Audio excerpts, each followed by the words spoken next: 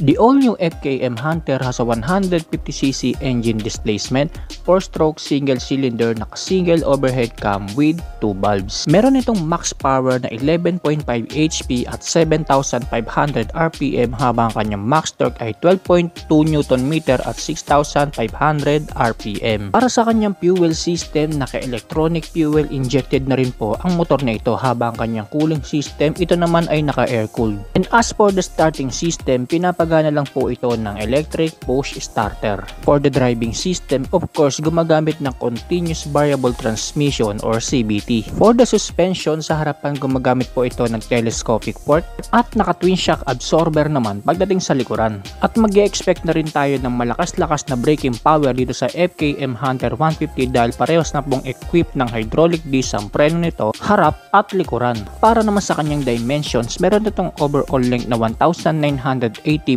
overall width na 730mm at overall height na 1,200mm.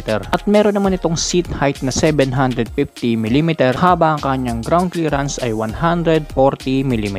At ang kabuang bigat naman ng scooter na ito mula kay FKM ay 126kg.